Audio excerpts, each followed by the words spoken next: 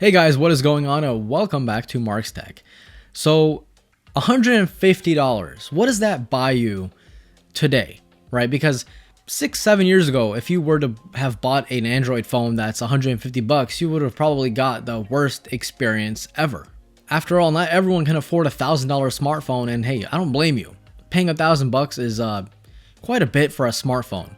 So what does 150 bucks get you today? Well, let's have a look.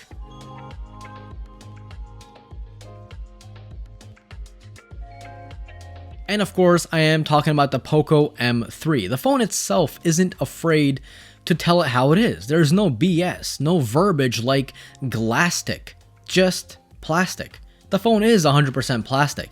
And on the back of the phone, it kind of reminds me of one of those old Samsung Note phones that looked like it had stitched leather, but really it's just, plastic. The POCO itself does have that very similar look. It looks like a fake leather, which I'm okay with. It's something different in a world where most phones look the same. Now, considering that the phone is 100% plastic, you would probably expect it to be super light. Well, no, it's actually almost 200 grams, and the reason is because this. That's right, 6,000 milliamp hour battery. If you are an avid YouTube watcher, Netflix binger, guess what, man? This phone is going to do you justice with its insane amount of battery. The front of the phone has a 6.5-inch 1080p LCD display.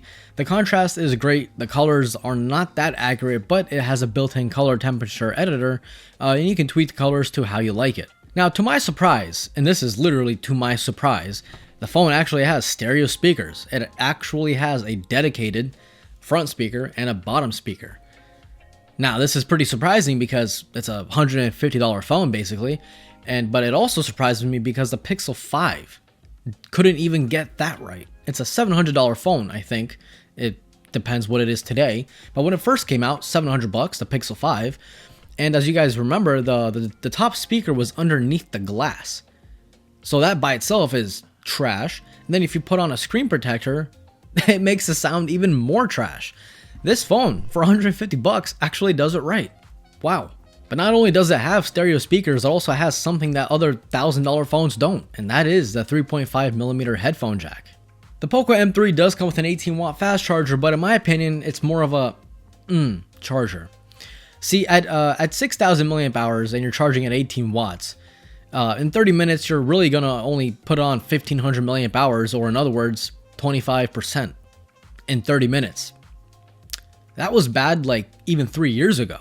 We have phones today that can get to 65% in 30 minutes. So you're basically charging at iPhone 10 speeds with a 5-watt charger, basically. The phone also does come with a fingerprint sensor, which I thought was going to be bad for 150 bucks, but it's actually really fast and very accurate. Speaking of fast and accurate, this phone is the exact opposite when it comes to performance. See, it has a Snapdragon 662 processor with 4 gigabytes of RAM.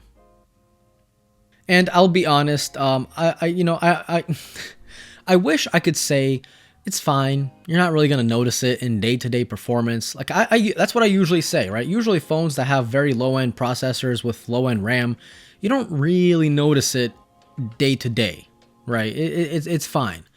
This phone though, it's screaming at you. I have 4 gigabytes of RAM. That's basically what it's saying to you. You can see this and hear it because if you're scrolling through Facebook, you swipe up home, it lags. When you open up something, it lags. When you're scrolling, it lags. It lags.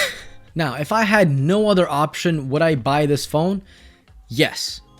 Because I'd rather have a phone than not have a phone. The camera performance on this phone is actually pretty good for its price point. It doesn't have an ultra wide or telephoto, which you would think it does because you can see 3 cameras right here. I don't know if you guys can see that. Yeah, there you go.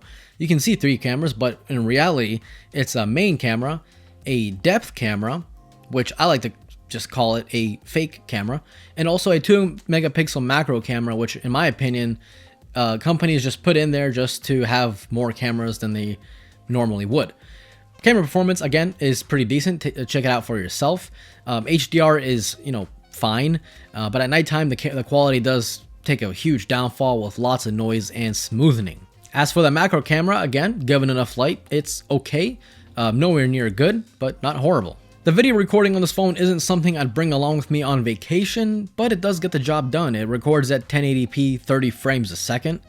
Again, HDR is okay, and the quality itself is average, I would say. Yeah, average. For 150 bucks, I can't really say anything horrible about the phone.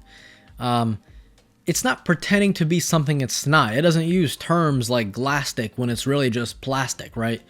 Samsung, I'm looking at you. The phone knows what it is. It's an entry-level phone or budget phone, whatever you want to say, and that's the way it behaves, and that's what you pay for. So do I personally recommend the phone for you guys? In my opinion, if you have no other choice, and I literally mean no other choice, this is a pretty good phone. If you have a choice, any other choice, in my opinion, I would get that other phone that you're probably thinking of. So if you guys have any more questions about the phone, definitely leave me a comment down below. I will answer as many as I can. This was Mark from Mark's Tech. Adios.